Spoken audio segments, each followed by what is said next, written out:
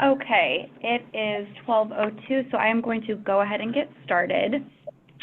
Good afternoon, everyone, and welcome to today's Washington Patient Safety Coalition's webinar. I'm Kinsey Gray, Program Coordinator for the WPSC.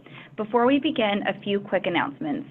NQAC will accept attendance at this webinar session as a CE event. To receive credit, you will just need to document your time and submit a short survey. You will receive an email tomorrow with a link to this survey along with today's presentation slides.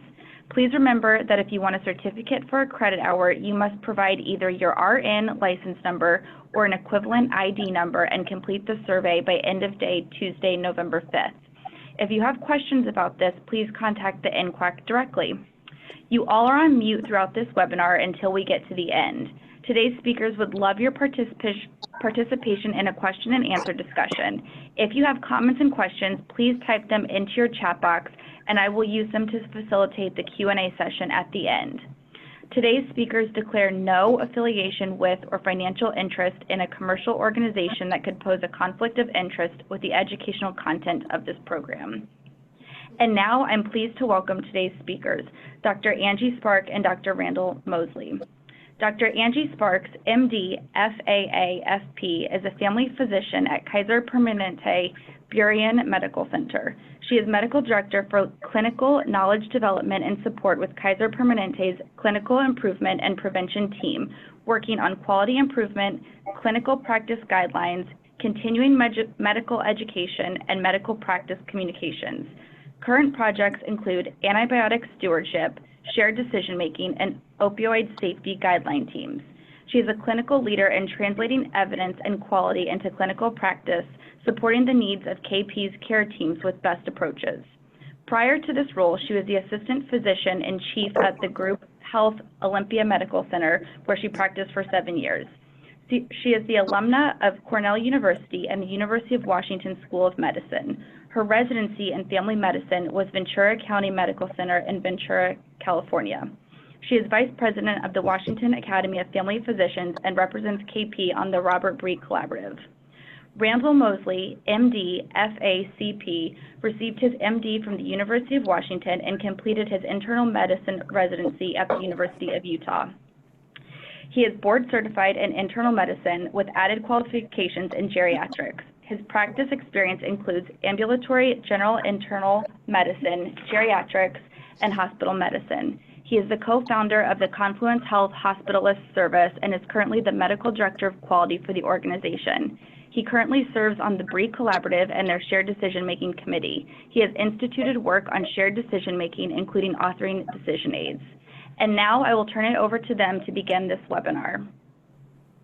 Thank you so much, Kinsey, and thank you everyone for joining us today. Can everyone hear me okay? This is Angie Sparks. Kinsey, does that sound all right? Yes, that's perfect.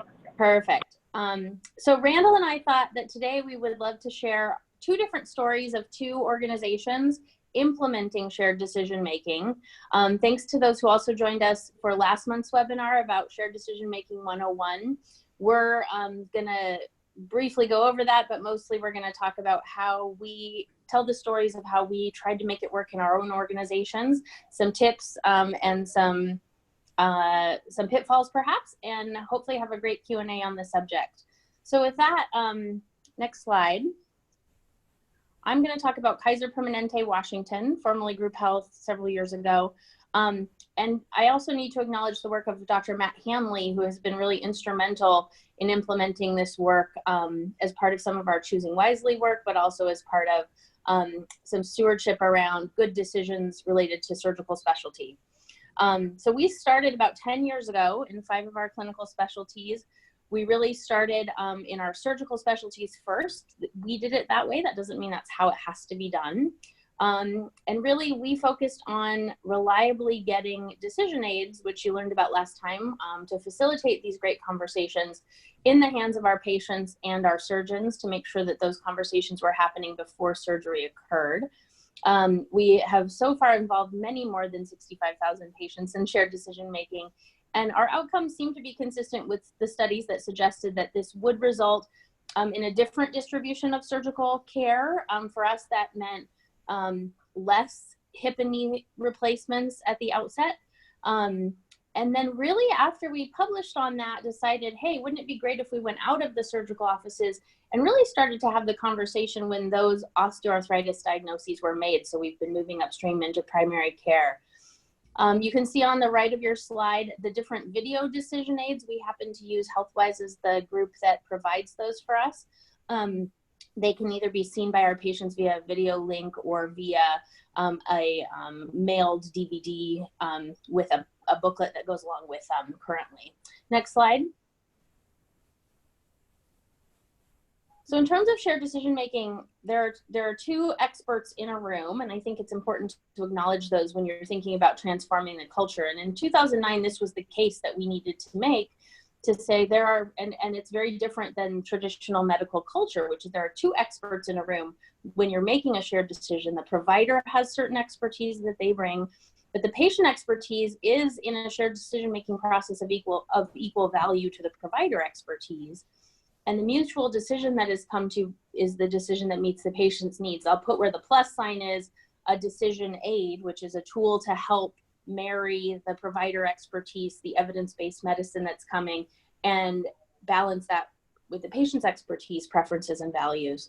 So that's part of the cultural part of it. And I think you can't underestimate the cultural transformation that needs to happen in order to implement shared decision-making. Next slide. So our approach to implementation really started with leadership, understanding that using this approach, starting with our joint replacement programs, was going to be a strategic differentiator for us. So there was a business case for it, and also leadership really felt that cultural transformation was important for us and our patients. It was non-elective model of adoption. It wasn't something that people could say, oh, I'll give that a try. It was very much, this is the way we're going to move to doing things. And we started, as we said, in specialty. We, at the time, were very much using lean process improvement. So really doing plan, do, study, act cycles, tracking the distribution of the decision aids, rounding on that, having visual systems to see how many of those aids were happening, and then really thinking about the work that our teams and our team members do and how this fits into workflow. And then having mandatory clinician training, particularly for our surgical teams, on use of the decision aids. Next slide. Important considerations for us when we were implementing this, and I think this is really important, is that there were two complementary things happening. We talked about the adaptive and cultural change, and then there's a technical change. And to some extent, the technical change, which involves making sure the decision aids are used, the conversations are happening, and that it's built into workflow, is a different process than the adaptive and cultural change, but both are necessary to get implementation off the ground. We also really felt like, even though we could measure the decision aids coming out, it was necessary but not sufficient for shared decision making. What we really want are great conversations to be happening, and the distribution or viewing of decision aids is a proxy for that, but it's not exactly what you're hoping to measure. Next slide. So the technical change, getting distribution aids out, we kind of know how to do this. It's complicated, but it's not complex. There's lots of little pieces to it, but really, things we wanted to try. And so when we noticed that people were underusing decision aids, you just use your classic strategies. Why is it underused? Walk the process, understand what the barriers to change are, redesign the workflow, all the lean process steps to try to get it working in the workflow that you have. And then relentlessly asking for continuous improvement. So not just saying, okay, the project is done, we did shared decision making, check, but more having it be an ongoing process of making sure it's happening reliably. And we still find this 10 years later, that when we get new folks into our group, or when we have new members join us, that we want to make sure that they have the same advantages later in the implementation than the folks who are early in the implementation were having to have these conversations. Next slide. Adaptive cultural change is not to be underestimated. And this is complex rather than complicated, and it's hard. Whenever we were doing peer comparison, it was really important, Dr. Hanley liked to say, no data without stories and no stories without data.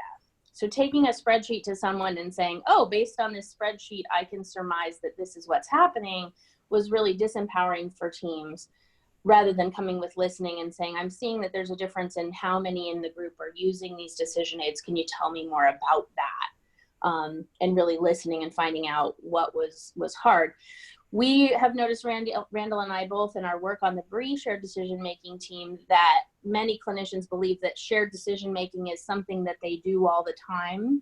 And this may have been addressed last month, but truly the shared decision-making process is, at least at Kaiser Permanente, pretty formalized. There is some documentation that happens at the time of initiating the conversation. There's a trackable way to show if somebody's had a decision aid given to them. And then there's some documentation at the end of it.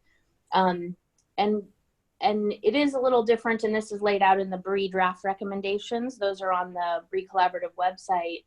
That while this is complementary to informed consent and motivational interviewing, it is a different process that really involves a situation where there are different reasonable options for care that a patient could choose among. It's important to collect and share stories, and we felt that the thing that really helped our teams adopt it well was the use of the patient voice.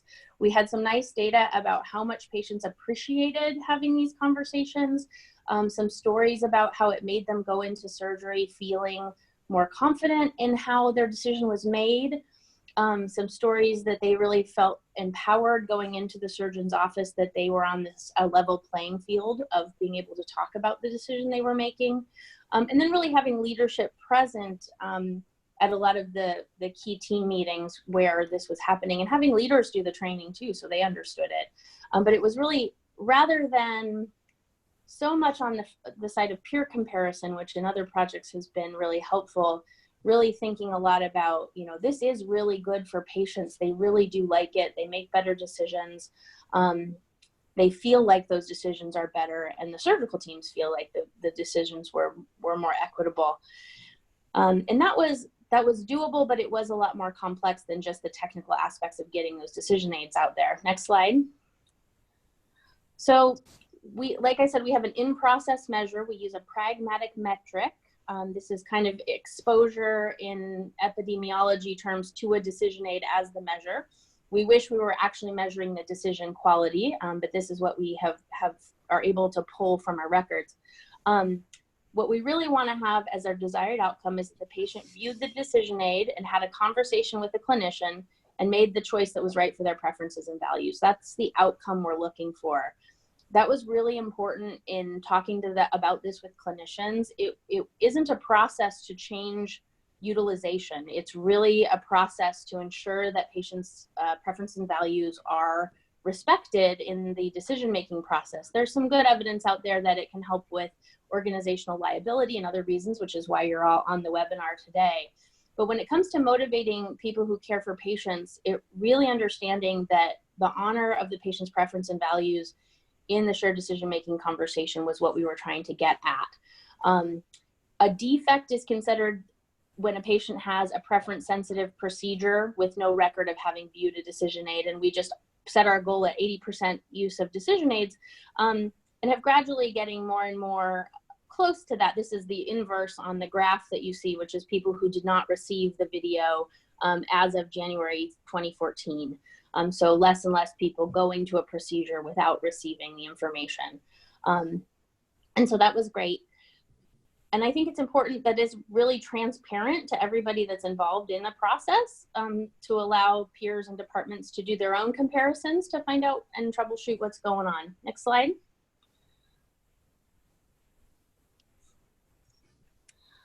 So in our orthopedics department, surgeons have integrated the delivery into the referral process. As a family doctor, when I place a referral, I can mark a box that says, yep, I made sure that the patient had the decision aid and we talked about it. We, in our hip joint replacement programs, ask that the patients have viewed the decision aid before meeting with the orthopedist. So they have actually coming into the surgical consult with the information so that they can have a conversation. And at the time of the referral is when the order is placed. And I love this next slide. So next slide on this, about rings of defense, because I think it's tempting in an organization to say, well, shared decision-making happens at this moment in the care process. But the rings of defense concept is really, it's hard to read because it's small, but it basically, the top says primary care referral, referral review, schedule review, appointment, and then consent process. And each of these rings is a point at which a shared decision-making aid could be given to the patient. So blue is referrals who are candidates for shared decision-making, and you can see the little bar towards the target getting smaller and smaller. The bottom green is the established patients, and then the yellow is self-refer. We do allow self-referral, and so there's lots of streams of patients entering any proceduralist's office. And so we want to make sure that at any point that they can be caught for getting the information, that we do that. So it's great if they've already done it in primary care. You can see just by the width of the bar that a lot of that's happening. But at the time the referral is being entered, that's a great time to figure out, okay, that's where the decision aid can be distributed. Or when somebody's reviewing the upcoming schedule or fishing the schedule, hey, if these folks are coming in, have they had the opportunity to look at the shared decision-making material during the appointment and then during the consent process as well. So hopefully by the time you get to the procedure, which would be the red dot in the middle, there have been multiple opportunities to make sure that those conversations occurred. Next slide. Getting to the point that clinicians think that they do this, training is really important. And I actually have to say I enjoyed the training quite a bit. We started out with an interactive training with role play. We contracted that out. We didn't design our own. And it was, you know, an online program, but you had virtual patients that you were working with. Our participants really liked it. And then we also had a 90-minute web-based training for staff. And we felt it was really important to train the staff and the clinicians about these decision aids, because a lot of the questions about them aren't going to go to the clinician. They're going to go to the staff that's answering the phone or talking to patients about the decision aid itself, especially if it's something that patients aren't using at point of care, but using at home. And the training was mandatory. It wasn't a, you know, take it if you feel like it kind of thing. Next slide. So in everything, and I think this is where we're ultimately going, so talking a little bit about our future state, we want to be making this the right thing, the easy thing. What's been great about the 10-year journey is as people are starting to see the benefit to them of shared decision making, which for me as a clinician, I'll say it's saved time in very quick turnaround clinic appointments where we're not spending time laying out the options. Patients are already informed of those, having viewed the decision aid at home, and we can move right into the preferences and values and what's the decision and coordinating care discussion. So it's efficient that way. I think there's some good studies to suggest that it's time neutral, and we certainly found that to be the case. The conversations becoming better, we went from sort of, oh, this is kind of a new extra step, it's going to take longer, to when can we have more of these for this and that and the other condition, to really trying to embed them into the electronic health record as a point of care tool, so that in the moment when you're talking with a patient about something that you're making a decision on that day, you can really have a real-time tool. Some of these decisions are more complex, and so one click is a good idea. It's nice to be able to have asynchronous communication, so you're able to have these conversations facilitated over the phone or over a secure messaging platform with patients, or have all three face-to-face phone and secure messaging incorporate into the shared decision-making process. And I know Bree has some recommendations about reimbursements for that in their upcoming review. And then develop documentation tools so that you're not spending a lot of time documenting it, but it is important to document the conversation for some regulatory reasons. And then really develop the education materials so they can do them itself at home. One of the things our patients love is watching the videos or the web links with family members who are also involved in the decision, but may not have been able to be in the office. So they can get the people that would be involved or impacted by the decision to be part of the decision making without having to have them come to every appointment. Next slide. So the future state for us is really trying to get more things into the electronic health record. We currently have a cardiovascular disease primary prevention decision aid that has the 100-person array. You can click different choices and see what it does to the incidence and prevalence of the disease process based on what you decide to do, like starting a statin. We have one about atrial fibrillation, the CHADS-VASc score, and choosing an anticoagulant. And those have been incredibly popular with our care teams, and we're being asked for more and more of those. Patient access through the patient portal is really nice, and we're trying to increase that as well. We want to expand our suite. We've included now topics related to elective induction of labor, vaginal delivery after cesarean, bariatric surgery, knee arthroscopy, and end-of-life care. There's some great potential here for advanced care planning as well, to be able to have a good shared decision-making around that. And then really increasing the availability to all providers and working to improve the reliability and the use, because we don't have 100% uptake on every time either. So there's always work to be done. It's not a process that you're done with and you're like, okay, that's implemented, it's all going well. You still have to keep working on it. Next slide. And these are sort of our key learnings. Sometimes in organizations, we do a little bit of pilotitis, where we're gonna try something in one clinic, and then we try it somewhere else, or we try it in one service. But really, I think what worked well in the surgical service line was implementing it broadly rather than as a pilot. Technical change is easier than the cultural change. You're having different conversations. You really have to have whoever the leader of the clinic or the organization is really making a point that this is important. They're leading an adaptive change or a cultural change. So things like the Cotter model of change is really good to invoke in terms of the steps that are needed to make that change. And the case should be really aspirational rather than critical. So when you're doing peer comparison and saying, oh, these are the defects we see in your practice, the aspirational approach is really, this is what's best for patients, and here are some patient stories to really illustrate that. And then when we talk about what's in it for me for clinicians, if you're hoping to have clinicians buy into it, patient-centeredness is really important. Clinicians want to know that it helps their patients, doesn't harm them.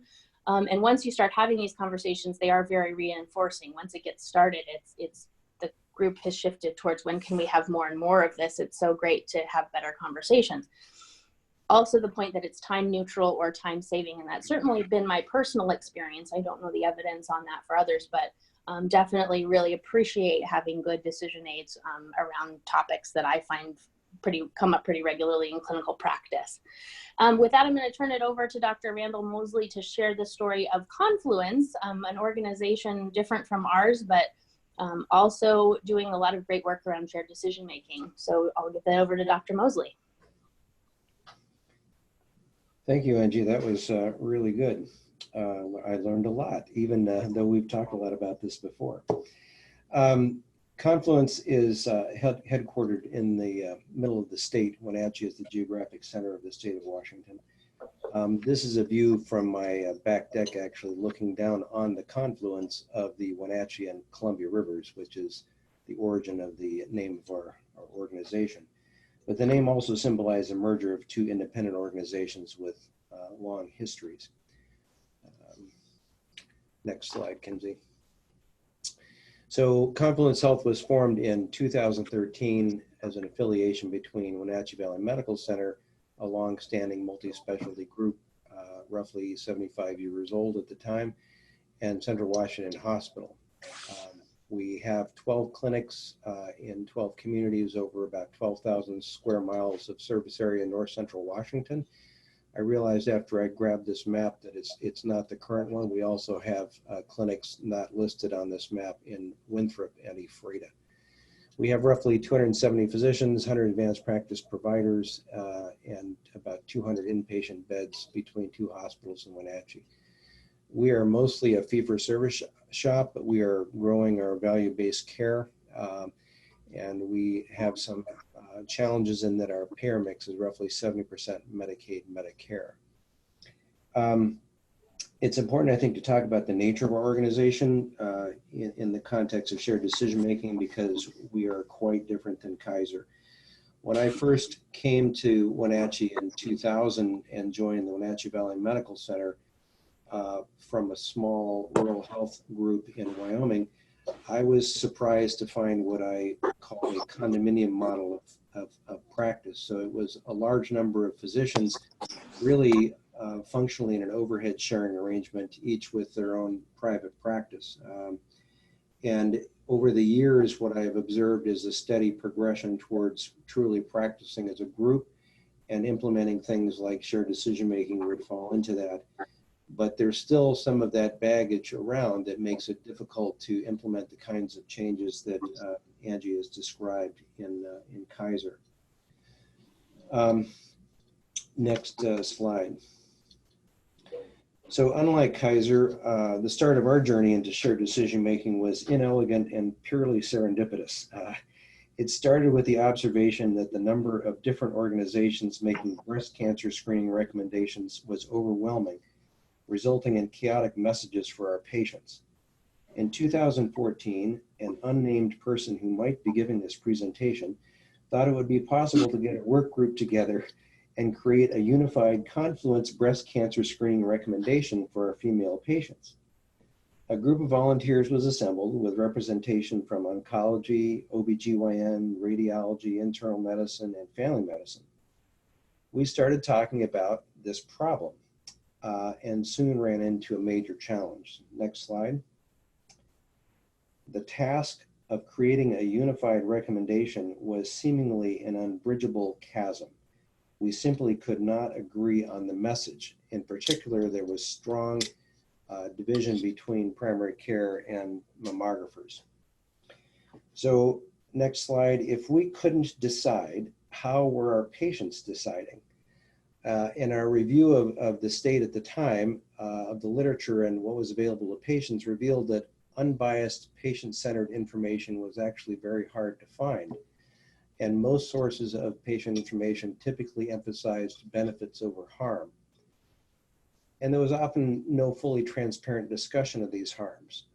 And there tended to be downplaying of the frequency of false alarms, which is actually pretty substantial. Over a decade, it's greater than 50% of patients needing additional images, and a fair percentage of people needing to undergo a biopsy that turns out not showing cancer.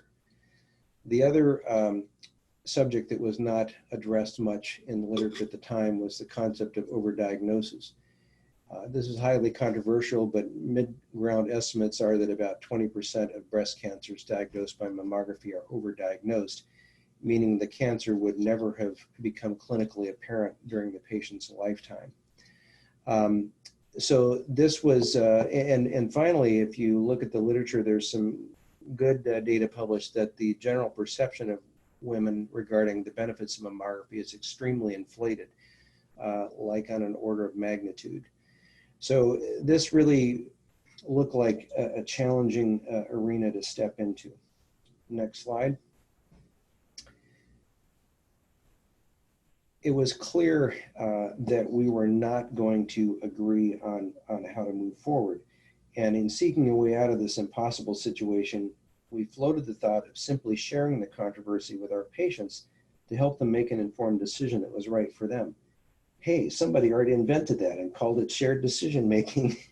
So we took a crash course to find out more, reviewing multiple articles, exploring the International Patient Decision Age Standards website, and seeking sources of unbiased data. We concluded there were actually 3 decision points women faced in breast cancer screening decisions.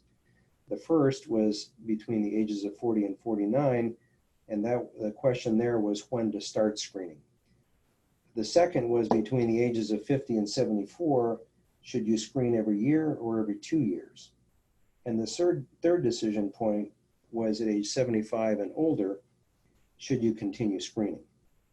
We looked for decision aids to buy, borrow, or steal, and couldn't find anything that we thought would fit well with our organization or that we really felt presented the information in the true spirit of shared decision making.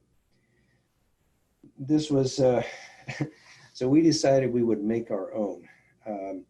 And this was an incredibly naive thought, but again, ignorance can be bliss. Next slide. We spent tremendous energy creating these 3 decision aids to help our patients understand these questions. It was a huge task requiring near impossible consensus on the data, language, layout, and almost everything else. Creating a high quality decision aid, we discovered, is very, very difficult. Neutral language does not come easy when you're trying to draft something that is bias free. Keeping readability and grade levels to appropriate standards is challenging, and identifying good data to use can be laborious. Next slide. After about a year of work, we completed the 3 decision aids.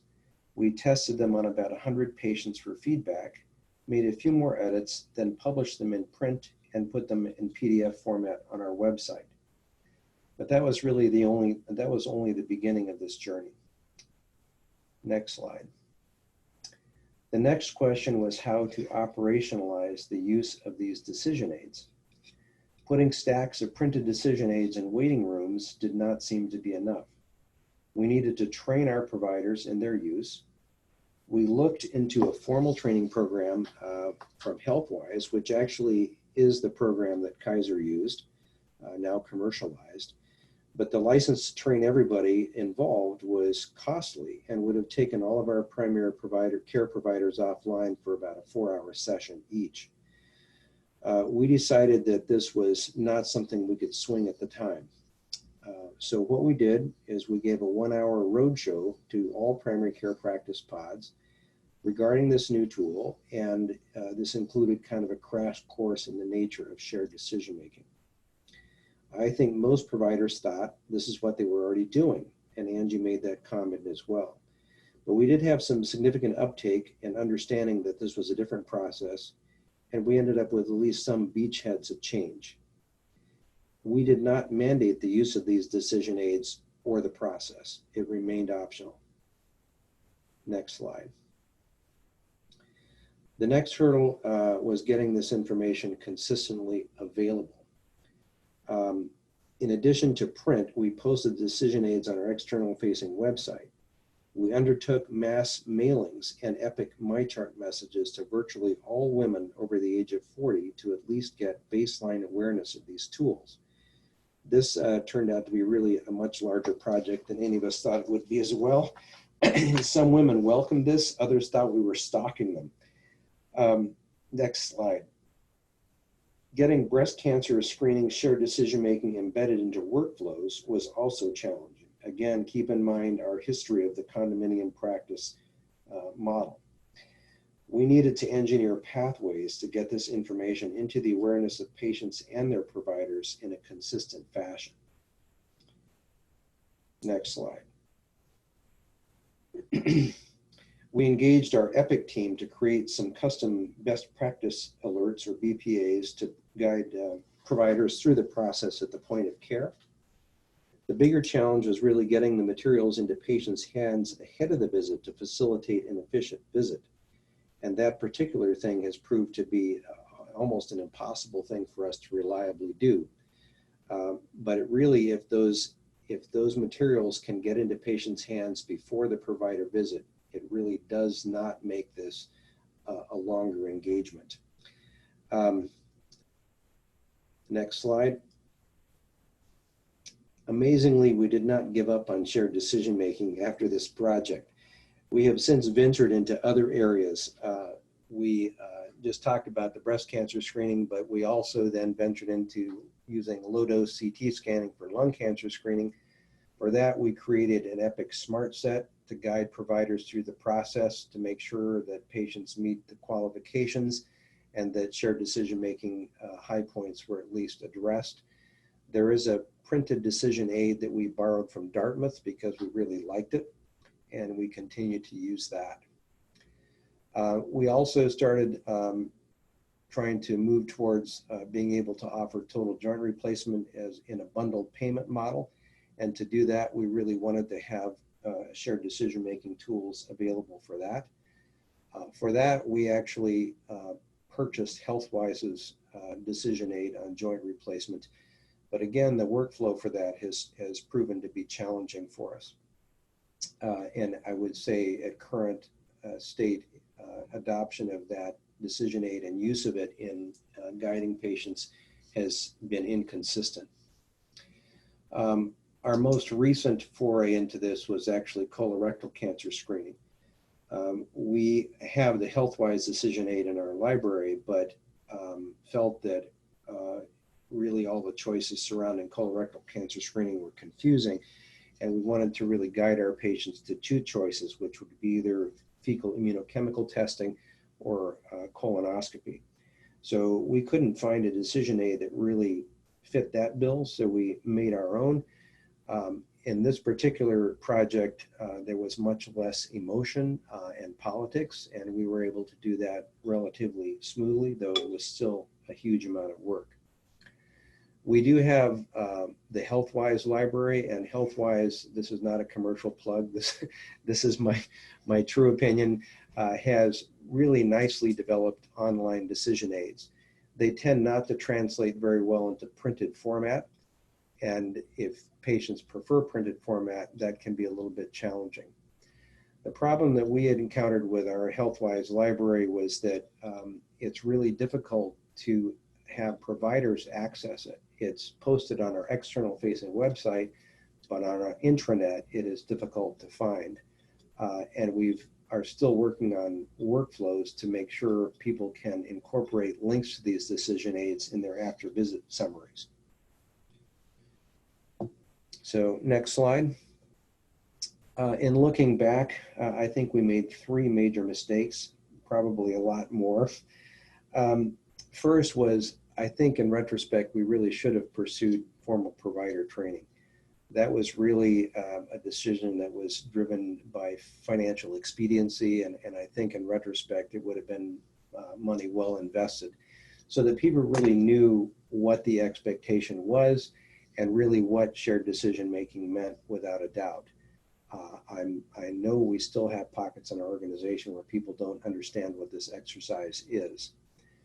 The second was, we really underestimated workflow challenges. You can create decision aids, you can ask people to go through this exercise, but making it seamlessly flow through the whole sequence of patient visits is really, really difficult to do. And the last thing was, we really should have measured somehow our results. We did some crude measurements for the breast cancer screening aids, such as tracking how many of these aids were printed and distributed, but we really didn't measure the impact these had in the patient's decisions, or even the frequency of how often they were actually used. So, you know, I'm a little embarrassed to tell you this story after hearing Angie's story, but I like to think that, you know, our journey is probably a little bit more reflective of the experience that people have outside of a well-organized system. And I hope that what I've shared with you today is at least give people some insight into that. So I'll tell you that one of my favorite sayings is, the journey is the destination, which clearly applies to this experience, and this journey does not end. So with that, I think we can open it to questions, Kinsey. Great, thank you both so much. Very informative, and it's, you know, kind of nice to see the contrast between the two different organizations. So let's see, if anyone does have questions, just a reminder, please type it into the chat box, and we will, or I will read them out loud to the speakers. Hey, Randy and Angie, this is Steve Levy. How are you? I had a couple of questions. One was, how, and this goes to both of you, and Angie, feel free to go first. How do you sustain adoption of shared decision making? Well, thanks for your question. I think that's a key piece. It's nice to be in that position to have sustained adoption rather than the early adoption, which was, as Randall pointed out, an adventure. I think you continue to tell the stories about it. I think that's that aspirational. We have a tradition in our organization where we start each meeting with a patient story. So if we're meeting about shared decision making, usually there's a story about how a decision aid really helped someone, or the decision was better that way. I think also, expanding into different areas, it's always a little fresh for us because there's usually a new medical condition that is amenable to shared decision making, given how many options our patients have now for different conditions they may encounter. So that's been helpful. So that it doesn't feel like, oh, this is just a checkbox step that I do. This is really how we get to the care plan for the patient, and building it into the culture that way. Randall, what do you think about that? Yeah, I think particularly for an organization like us that maintaining that momentum is challenging, but I think the more of this that you practice, the more patients come to expect it, which is one way this can be sustained. By continuing this journey and adding new decision aids to the workflow and new expectations for shared decision-making in different circumstances, it also keeps this in people's attention, I think. And I'm going to just add that our ultimately what clinicians really would love is point of care shared decision making tools. You still do need the ones that you can go and contemplate with your family, but the ones that you can use right in the office visit when the decision is being made, our current example being whether or not to start a statin medication. It's really great. And then it becomes also a really cool collaborative process with the patient of, well, let's see what happens if you quit smoking and you start a statin, or what happens if you do a statin at a higher dose? How does that change the probabilities? So some of those really interactive tools that you see from Mayo Clinic and other really good ones with the patient array, going into those more and more and more, I think clinicians really like those. So, and patients seem to really like them too, because they're written with good research about how you use numbers, how you use percentages to help patients visualize what the difference is, whether you decide to do something or not. Did you all find that there was a degree of drift away from having a discussion with the patient and more reliance on the physical aids, as you move forward? Any experience with that at all? I can speak to that. I would say the discussion changed quite a bit. I'll give my own example and then Randall can. The one I use most often in practice is, because I see a lot of women, is abnormal uterine bleeding. And prior to this implementation, my discussion was much more educational. I was the teacher teaching about different options. And since I started using the decision aid, the core content of the conversation is more about that patient's preferences and values. What are her hopes and dreams about her menstrual cycles, her future fertility, her time off work, things that don't figure into the evidence-based research. And our conversation has changed. So I don't think there's a drift away from having conversations with patients, but more the what's in those conversations from my experience is different. Randall, what do you think about that? Yeah, I was going to make a comment that, decision aids that can be used in the course of the visit, I think that's great. And that's one thing I think we did do right, is that best practice alert, kind of walking the provider through the key points of breast cancer screening. But I think some things are certainly more amenable to that than others. And I think the decisions about mammography may be too complex to really do in the visit. I think that's challenging. So I guess my thought is that simpler decisions that involve less data, I think, are great for in the moment, but more complicated decisions that involve more data might not work so well without a decision aid beforehand. That's well said. I think in the question maybe was a concern that patients will just be given a decision aid and said, what do you want to do? And the conversations won't go forward. I do find that the patients have pretty good questions after the decision aid, and they've been able to pull other stakeholders in their lives about the decision, and that really does add quite a bit. Yeah, we did ask our patients about experience with these things early on, and that was endorsed, that they thought it really was a good platform to start the discussion at a better place. So There was a question about decision materials, aid materials being provided in other languages. We have a large Latino population here, and we did translate these into Spanish.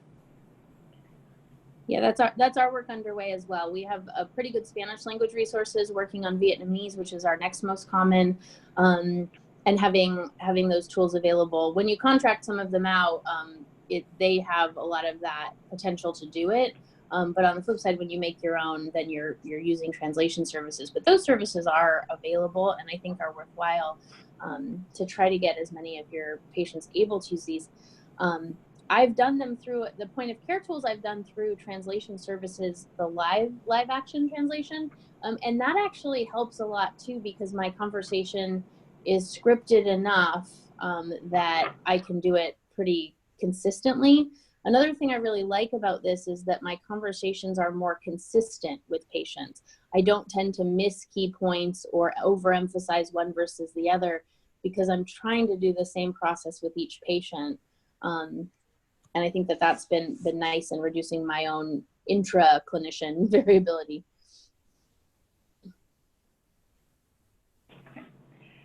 I have a question that you both mentioned, having clinicians kind of push back a little bit, thinking that they were already doing shared decision making. That also came up in our last webinar as well. So that seems to be kind of just a trend among clinicians, thinking or maybe assuming that they are doing that when they think about shared decision making.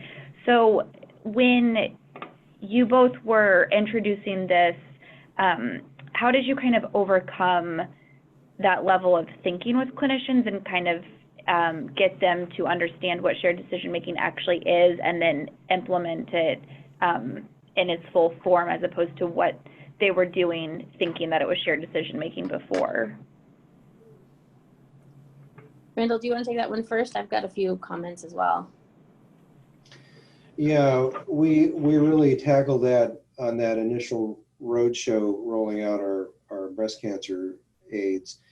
And, you know, the emphasis again was we emphasized it was different than patient education, and it's different than informed consent. You know, certainly there's overlaps in those arenas, but really the key piece of that is engaging the patient's expertise. And Angie, I really liked one of your early slides that showed provider expertise and patient expertise, because I think that I'm going to steal that because that really is what we tried to do. But seeing that graphically, I thought was very nice. But making it clear that this is you know, an attempt to accommodate the patient's personal needs and values and preferences was what we emphasized. But, you know, I think, again, a lot of people think they already do that. And I think a lot of people do, but probably not to the extent that they think they do. I found personally it takes in my medical training, I didn't have training in shared decision making, so I got it all from the Kaiser Permanente implementation. I happened to be a new clinician to the organization in 2009, so I was a new doctor at the very first part of this.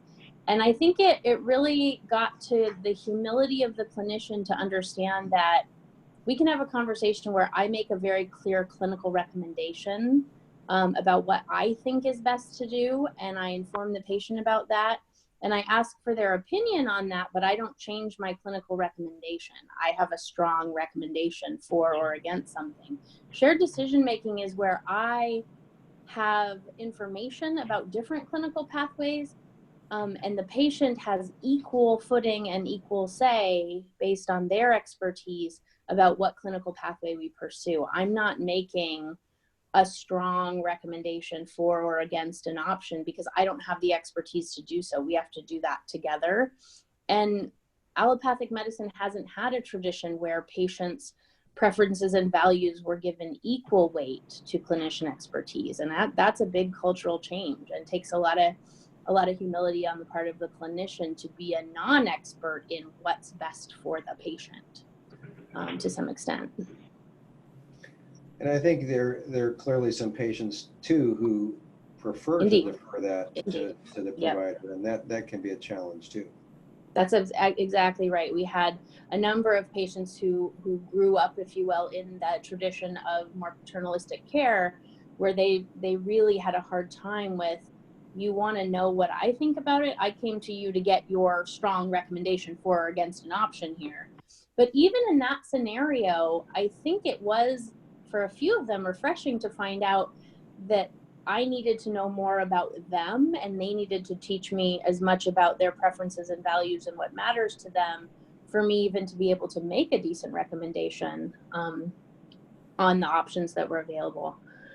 So it really does get to a good relationship between the clinician and the patient, even in a single visit in specialty, because you really do have to find out what matters to the patient. And there's a big movement at IHI right now about what matters to you. And I think shared decision-making really brings that to light and honors it in a way that other conversations in medicine don't always, or can't, because they're not designed to. Yeah, that makes a lot of sense and kind of goes back to the whole value piece that you both spoke to earlier. We are having a little technical difficulty where we are unable to see chat questions that might have been typed in. So Angie and Randy, I don't know if you are able to see them. It's just not responding for us over here. So I'm not sure if anyone has typed in a question. I can see one. So I see one from Pat. Hi, Pat. How did work with all of your education or linguistic and translation teams to get the documents, keep it to the top demographic languages to keep it moving forward in patient continuity, RE decision aids? Or how did you work with the education and linguistic services? We have that as an ongoing project, and I think it's one of the things that's exciting about sustaining the work is being able to offer it to folks who have English as a second language or who have a primary language that's not English. And I think our diversity, inclusion, and education and equity teams really have been excited about this, because one of the other pieces for shared decision making, we talked about the outcome that we really want is a good conversation and a patient who feels honored in their preferences and values and the choice they made. And I think a lot of the groups that are entering the shared decision making, as Randall pointed out, don't have a lot of experience with being welcomed to a conversation like that in medicine. And there is some data to show that some patients who've been underutilizing medical services just based on the rates of incidence of disease, I think this is in some of the joint replacement literature, they actually tend to choose to get care earlier in the process when they're given a shared decision-making aid, because they have better information about the risks and benefits of the different options. So there's some equity in here that I think is really exciting too. And so our equity team has been really thrilled to work on translation and work with HealthWise to let them know what would best meet our needs as a client to get those materials for our members.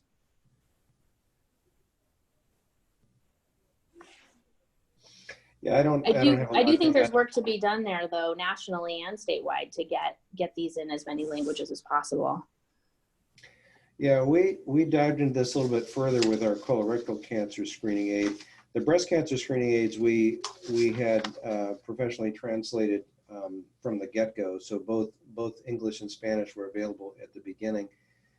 Same is true with our colorectal cancer screening guide, but in terms of rollout and publicizing this to our patients, we really try to do that in a culturally competent way, and that was the first time, I think, in these sort of projects that we really thought about, how do we market this specifically to that demographic or ethnic group.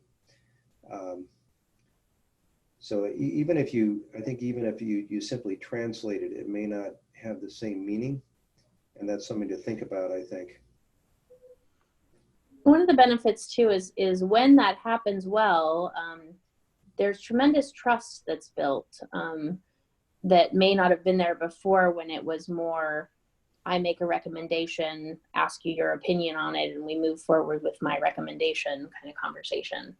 And that trust then translates, for me at least, I think, into other clinical encounters with the person as we move forward in continuity care. So there's some return on investment in terms of trust of the patient that you can't really measure in a business case, but that is, I think, felt by the participants.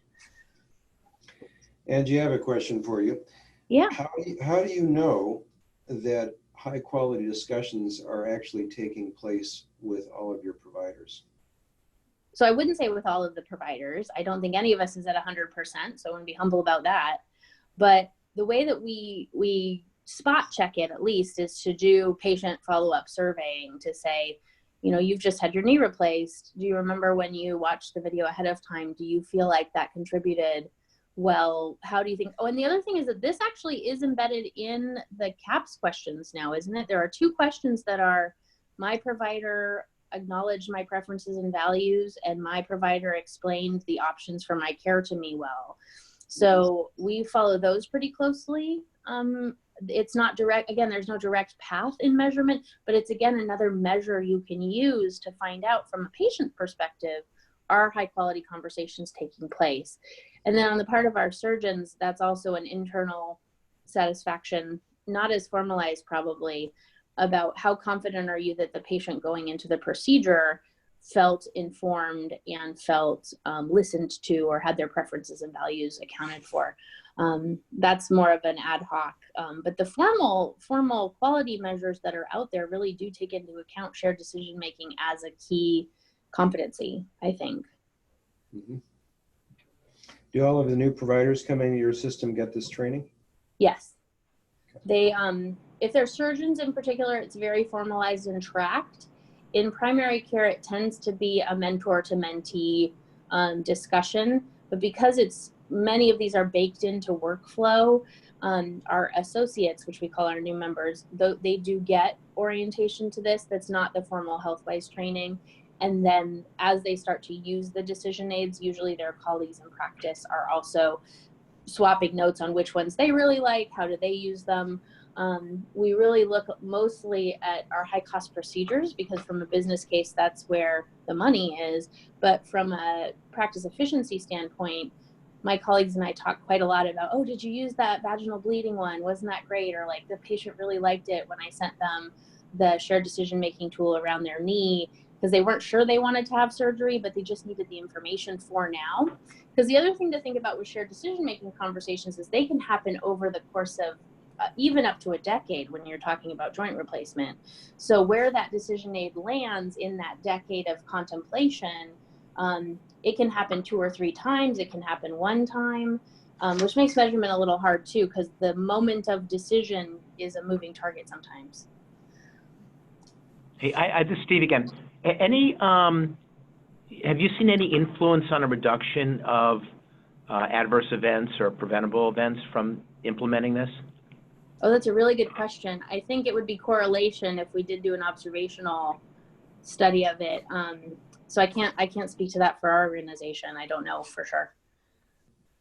Yeah, I can't speak to that for us either. I think that would be a difficult thing to get data for.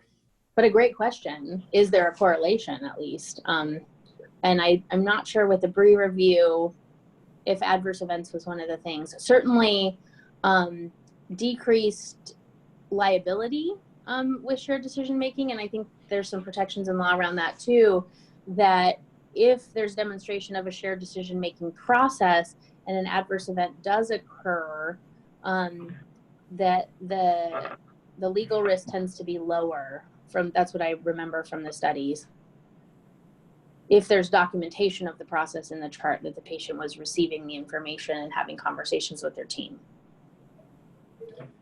Yeah, my current job with Confluence is medical director of quality, so I get to see all the ways we fail, and one of the commonalities is that I think we don't do the best job of setting up patient expectations. And I think, just sort of off the cuff, that if we did more of this sort of shared decision-making work, that would become less of a problem. Mm-hmm. Sure. Thank you. It looks like we are at 1. So I just want to, Angie and Randy, thank you very much for sharing all of your wisdom with us, answering questions, and engaging in this discussion about shared decision-making.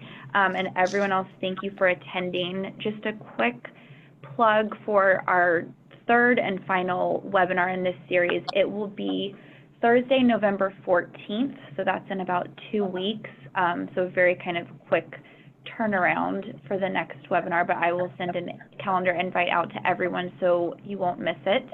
And just a reminder, if you're seeking C&E hours, please remember to fill out your feedback survey contained in tomorrow's follow-up email.